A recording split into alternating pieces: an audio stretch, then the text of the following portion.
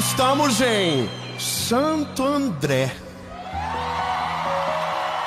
Irmão, tem que respeitar, não dá para explicar o que é isso aqui.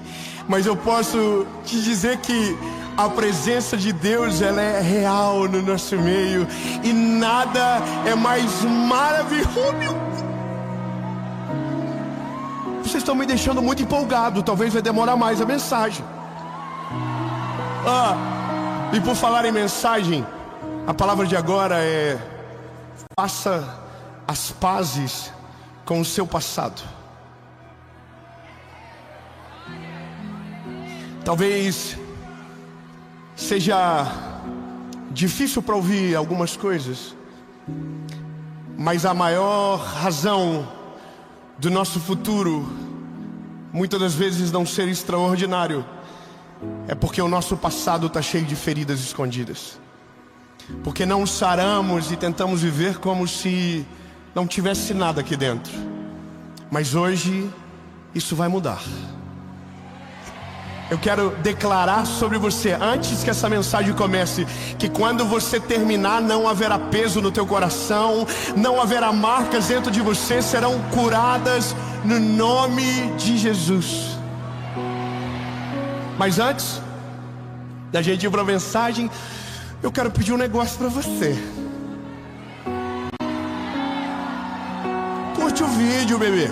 E nós estamos chegando pertinho dos 10 milhões de inscritos, meu lindo.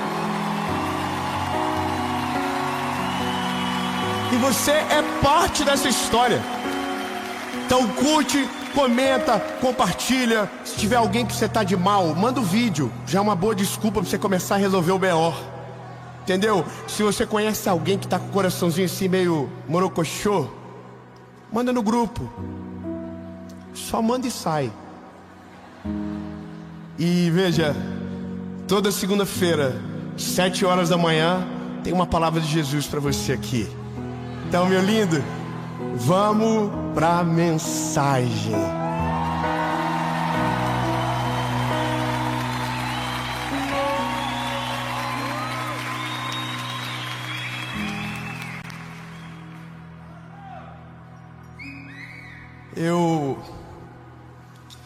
Essa semana que antecede a gravação, eu estava mexendo na internet e vendo alguns vídeos aleatórios, quando passou a mensagem de um pastor muito famoso no mundo, e ele sofreu uma queda muito grande. Ele traiu a esposa e veio a público e o mundo todo soube. E eu fiquei impressionado porque o vídeo, ele estava com a esposa e era contando que o Senhor havia restaurado eles. E eu fiquei muito feliz com aquilo. Eu comecei a assistir. Só que num determinado momento da mensagem que ele contava, na verdade era a esposa perguntando para ele: de quem é a culpa pelo que nós estamos vivendo? E ele dizia: a culpa é minha, foi minha. Foram as minhas escolhas, foram os meus pecados, foram as minhas decisões. Só que veja, o que me pegou de verdade não foi isso. Eu já sabia de toda a história, mas ele falou algo que mexeu comigo. E sabe quando tu paralisa assim, você fica, uau. Ele disse: nosso maior problema é que a gente tenta se curar enquanto luta. E eu, de verdade, na hora, pensei, mas nós não temos que lutar para nos curar. E aqui é o negócio mais importante. Não é sobre como você luta, é a forma que você luta. Então, a maioria das vezes nós não estamos lutando para nos curar, nós estamos lutando para nos defender. Nós estamos lutando para provar que estamos certos. Nós estamos lutando para provar que a razão está do nosso lado. Então nós não curamos e por isso a nossa vida não avança. E agora eu preciso entrar na palavra com você, porque Toda a realidade espiritual da Bíblia se baseia na palavra perdão. Nós fomos perdoados pelo Senhor. Meu Deus, que delícia, tem 2 aleluia, já tem quase 4. Eu vou dizer de novo, você só está aqui porque você foi perdoado pelo Senhor. A graça dele nos alcançou. Então fomos perdoados. Então o Evangelho gira em torno do perdão de Jesus, do arrependimento do homem. E aí, lindo, você começa a ver a história de Jesus e você vai vendo o perdão e vai se impactando com a equação de perdão que Jesus apresenta. Mas o que eu quero que você aprenda e nunca mais esqueça é isso aqui. Mateus capítulo 6, versículo 14. Porque se perdoardes aos homens as suas transgressões, também o vosso Pai Celestial te perdoará. Comemora ainda não. Mas se vocês não perdoarem as suas transgressões, o Pai não vai perdoar vocês. Não dá mais para dar aleluia, né? A gente já fica assim, como assim? Peraí. É exatamente isso que você ouviu. Se você não perdoa, você não vai alcançar o perdão de Deus. E agora é a crise, porque a gente não quer que seja dessa maneira a justiça. A gente quer receber aquilo que não tem coragem para dar. A gente quer desfrutar de uma realidade que a gente não semeia nas pessoas. E eu preciso dizer para você, o maior problema da nossa geração, ou uma das grandes crises do nosso tempo, é justamente porque nosso coração está carregado de histórias, carregado de passado, carregado de circunstâncias mal resolvidas, aonde a gente segue a vida como se nada tivesse acontecido. Sabe, a gente tenta com a nossa força do braço, a gente avança e parece que não chega em lugar nenhum. E aí quando nós olhamos, a nossa família é o resumo da família que saímos. Nosso casamento é o resumo do casamento que nos gerou. Nossos filhos são gerados da mesma maneira que nós fomos gerados. Nós somos educadores, pais, da maneira que recebemos. E sabe, parece que é um ciclo que não para, que não cessa. Eu não sei se você já teve essa sensação de reproduzir na vida de alguém o que um dia machucou você. Sabe, teve palavras que eu ouvi na minha vida quando eu era adolescente, criança, que me machucaram tanto, que me feriram tanto, e que em um determinado momento da minha vida, quando eu vi, mesmo vivendo a vontade de Deus, eu estava fazendo exatamente igual. Eu vou abrir algo do meu coração para vocês. O meu garoto João, quando ele começou a aprender matemática e português, eu me lembro que um dia minha esposa comprou um joguinho de alfabeto assim. Nós estávamos juntos no momento de banho e nós começamos a colocar as letras do alfabeto. E eu comecei a perguntar para ele qual letra era. E ele começou a errar. E ele começou a errar e eu também comecei a errar. E comecei a ficar áspero com ele. E ele começou a chorar dentro da banheira. E minha esposa tirou, falou para mim: o que é isso? O que está acontecendo? E aí eu lembrei de uma coisa. Teve um dia que, quando eu era garoto, eu aprendi tabuada numa tarde.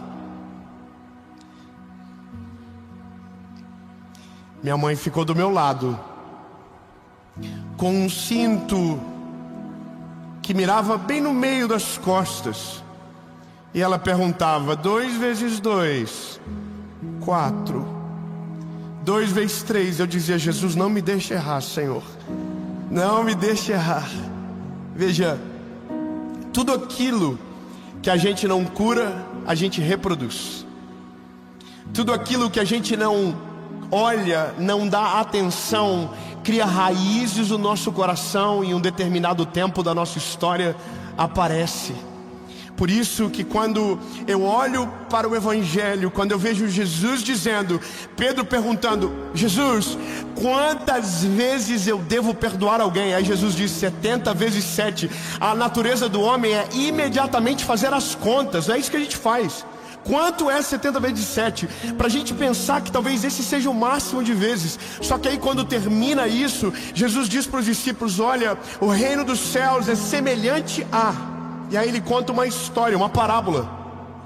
Um homem devia muito dinheiro, e a Bíblia diz que o servo daquele homem resolveu cobrá-lo. Então quando ele resolve cobrá-lo, a Bíblia diz que ele implora por misericórdia, porque os filhos teriam que ser escravos, a família teria que ser escrava, ele não tinha dinheiro para tanto. Então a Bíblia diz que o senhor daquele servo endividado disse para ele: a sua dívida está perdoada, você não deve mais nada. Só que a Bíblia diz que esse servo que devia e que foi perdoado, quando sai, encontra um homem que devia para ele. E quando ele encontra esse homem, a Bíblia diz que ele pega pelo colarinho e diz: me paga o que você deve. E aí a Bíblia diz que ele vai e denuncia para que o homem seja preso e a família escravizada. Só que essa conversa chegou no servo, no senhor do servo, sabe? No que havia perdoado. Chegaram para ele e disseram: lembra do servo que você perdoou? Pois bem, acabamos de ver ele fechando o pau na rua, dizendo que não ia perdoar. E aí a Bíblia diz que o senhor desse primeiro servo diz: pois agora prenda ele, e ele não sairá até que a dívida seja paga. Então, lindo, perdoar não é uma escolha, perdoar é uma obrigação. Eu preciso ser bem específico com você. Não importa o que fizeram, não importa o tamanho da ferida, não importa, perdoar não é uma escolha, é uma obrigação. Eu sei que isso te causa, sabe, arrepio, porque todo mundo que tem uma história de ferimentos não consegue acreditar de verdade no que eu estou dizendo. Sabe por quê? Porque vai dizer: é porque você não passou pelo que eu passei. Quantos de nós colecionamos dores e que a gente faz questão de nutrir dentro de nós? Então a gente não consegue viver o que Deus tem, porque o nosso coração está carregando tudo o que deveria ter ficado lá atrás. Lindo, eu tinha tanta coisa para carregar na minha vida, eu tinha tanta memória, eu tinha tanta palavra, que se eu quisesse eu me destruiria de maneira muito fácil. Agora, quando a Bíblia diz que se eu não perdoo, não sou perdoado, então isso me faz olhar para dentro de mim e tentar examinar aonde estão os problemas. E eu vou te dizer, quanto mais eu olho, mais eu acho. Quanto mais eu busco, mais eu encontro. E quanto mais eu encontro, mais eu resolvo. Quanto mais resolvo, mais leve eu fico. Quanto mais leve eu fico, mais longe eu vou, mais as portas do futuro se abrem, a vida muda. Então, agora a questão é, você que precisa olhar para dentro de si e descobrir aonde estão os problemas. E aí eu vou ser pontual. Eu sei que é difícil ser pontual quando o problema é individual e subjetivo, mas os problemas do ser humano se resumem a poucas coisas, e a principal delas é a paternidade. A maioria dos nossos problemas não foi com os nossos professores, não foi com os nossos amigos, não foi com os nossos irmãos, foi com os nossos pais. Grande parte de todos nós Carregamos palavras que precisavam ter sido há muito tempo jogadas fora. Muitos de nós ainda acreditamos em mentiras que foram semeadas dentro de nós porque não fomos curados de verdade. Eu estou cansado de conversar com gente que não quer casar porque não acredita no casamento, mas é porque venderam uma história de casamento que ele comprou errada. Gente que não quer ter filho porque foi traumatizado com a paternidade. Gente que não se relaciona porque foi machucado demais. Gente que não avança. Os anos se passam e a vida está igual. E o problema está 20 anos atrás. Já pensou que loucura? Você está em 2024 paralisado porque em 2010 algo aconteceu e você não conseguiu resolver. E sabe, esse é o resumo da vida de muita gente. E quando o Senhor me olhou, me fez olhar aquele homem, e ele dizia: olha, não tente lutar antes de se curar. Ele estava dizendo: não tente ir para o futuro sem resolver o teu passado. Não tente correr na direção da vontade de Deus sem curar o teu coração daquilo que os homens te fizeram, porque uma coisa vai atrapalhar a outra, e você não avança se os seus pés estão algemados naquilo que deveria ter sido liberto. Então agora, veja, se eu entendo que não é uma escolha, mas uma obrigação, eu vou ter que aprender a fazer de maneira obrigada. Quem aqui a mãe obrigava a lavar a louça?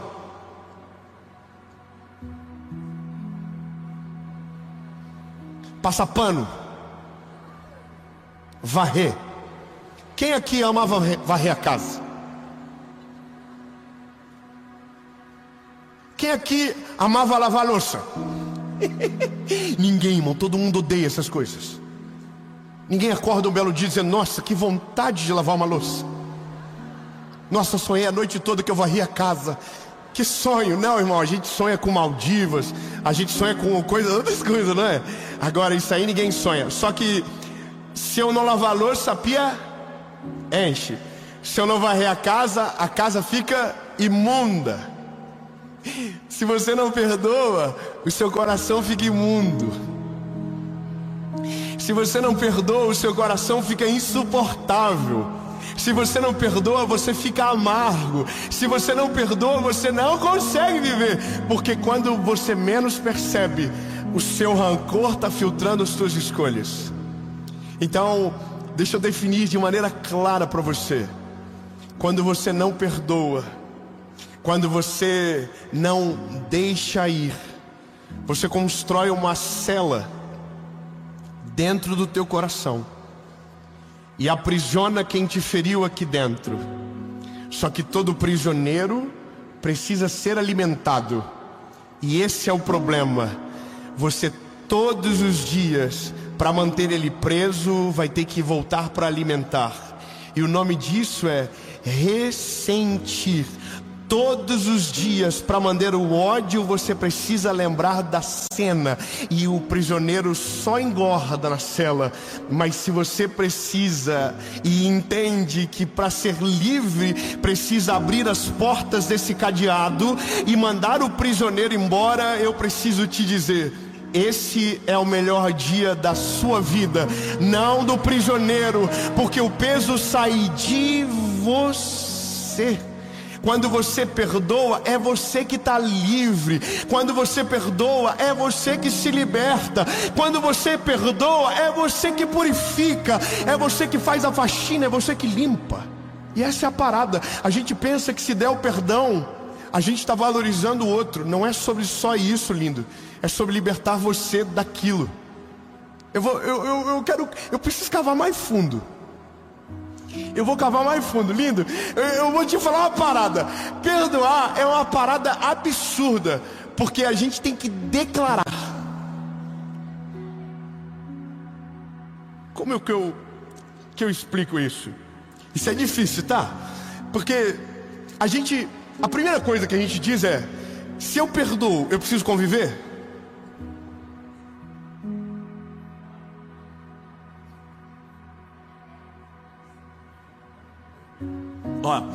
pensa bem, tá? Se eu perdoo, eu não preciso conviver, é isso? Eu sei que vocês estão com medo de responder, porque parece meio antibíblico, não parece? Ah, eu não quero só mais falar com ele. Eu te perdoo, mas não aparece na minha frente. Tá tudo certo, é assim mesmo. Perdoar não é ser amigo de volta. Perdoar não é amar como da primeira vez. Perdoar não é aceitar a ofensa. Perdoar não tem nada a ver. Perdoar não tem a ver com perdoar. Veja, eu vou ser mais, preciso ser mais claro. Perdoar não tem a ver com o outro. Perdoar tem a ver com você. Como assim, David? Sim, peraí. Se você não perdoa, é você que sofre. Se você ressente, é você que sofre. Se você está magoado, é você que sofre. Então veja, se é só você que sofre, quando você perdoa, é você que se liberta, é você que não sofre mais, é você que não dói mais. A parada é isso, é olhar para o meu coração e dizer: Jesus, aonde está o problema que eu quero resolver no meu passado para viver o futuro que o Senhor tem para mim? Então, eu te perdoo, até nunca mais. Mas eu não preciso mais. Não precisa, tá isso, lindo. Eu vou te falar, tá cheio de gente que gosta de namorar bandido. Ai, que difícil. Tem mulher que apanha e volta para apanhar de novo. Tem gente que tem um sentimento de autoflagelo que não dá para entender. Lindo. Você perdoa, mas nunca mais precisa voltar para dentro de casa. Você perdoa, mas pode ligar para o 190.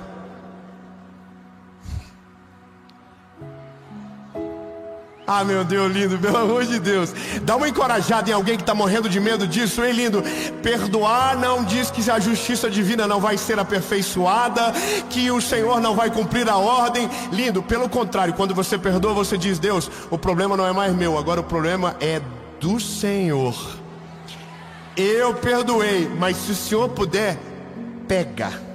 Se o Senhor puder, trabalha. Se o Senhor puder, exerce justiça. Senhor, se o Senhor puder, faça algo. Mas eu tô livre desse mal, eu não sofro mais. Meu coração tá limpo, livre, leve e soltinho. Entendeu? É liberdade. Então, eu sei que isso é tão bom ouvir isso, porque daí eu vou para a Bíblia e eu fico imaginando o Pedro assim. O Pedro é o mais vida louca. O Pedro é o mais bocudo. Eu imagino o Pedro assim: 70, 27, sobe 3 vezes 4, vem 3 vezes 2. Aí Jesus interrompe ele com a parábola: Pedro, dá uma olhada aqui. Não é sobre a quantidade, é sobre a obrigação. Então veja, o perdão é uma decisão que você precisa ser tomada de maneira obrigatória. Então, lindo, funciona assim. Você quer viver o futuro que Deus tem para você?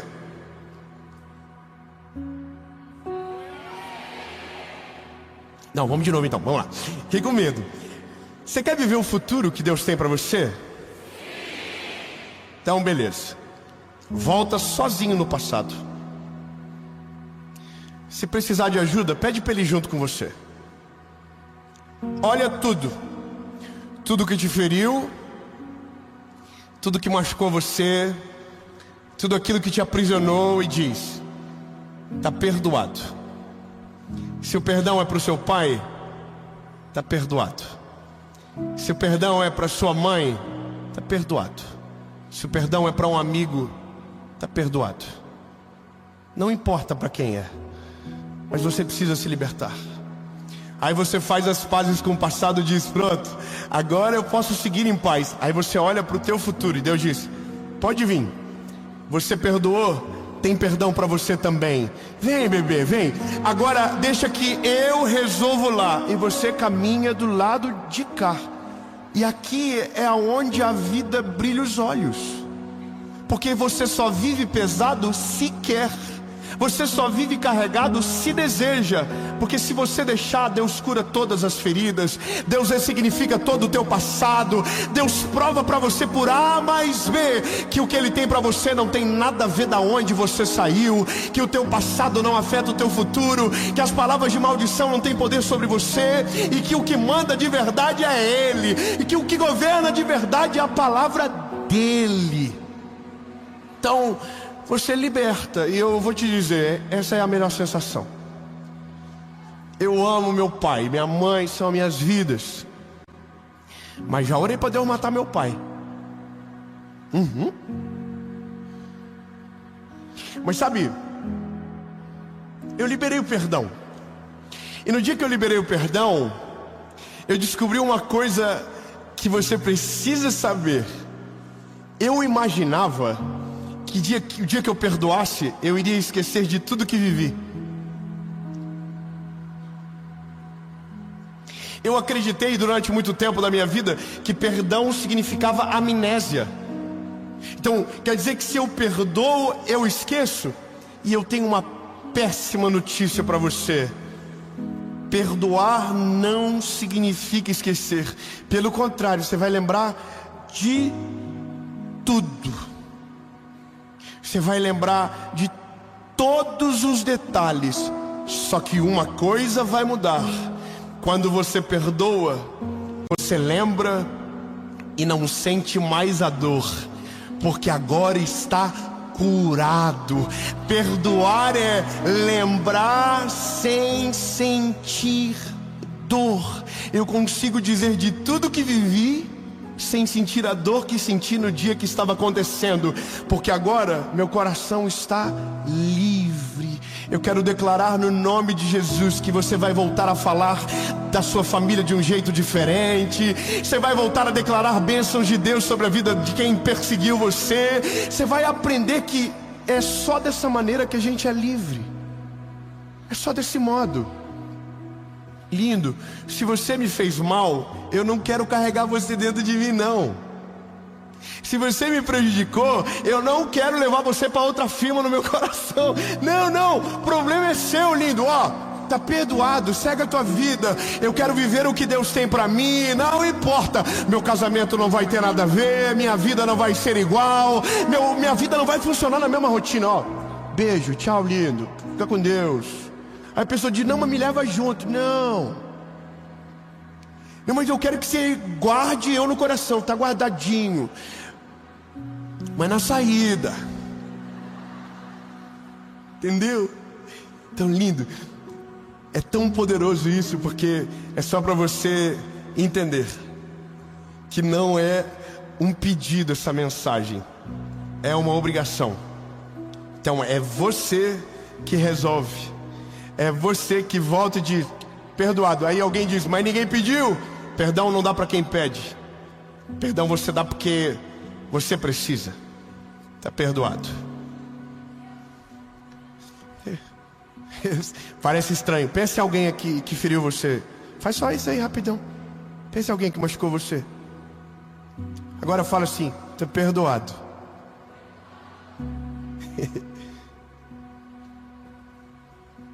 Não senti muita verdade nisso, você está perdoado aí não. Mas sabe, é dessa maneira que a gente vai limpando o coração. É dessa maneira que a louça sai da pia. É dessa maneira que a poeira sai do chão. Varre uma, varre duas, varre três. Então você vai dizer, hoje vai ser mais difícil, está perdoado. Mas você vai voltar para casa e dizer, mas ele não merece. Não devo perdoar. Aí amanhã você vai lembrar da mensagem e vai dizer, está perdoado, Jesus, eu não quero carregar isso comigo. Aí alguém vai mandar uma foto, você vai ser miserável, não é possível. E aí depois você vai dizer de novo, está perdoado, até o dia que você olhar e não sentir mais nada. E aí nesse dia você vai poder dizer, eu sou livre.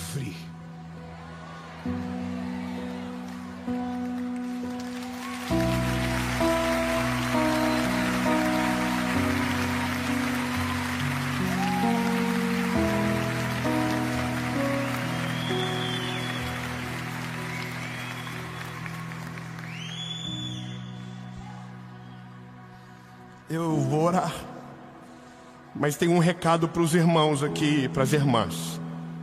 A Bíblia diz que se a gente está de mal com a esposa, nossa oração não passa nem do teto.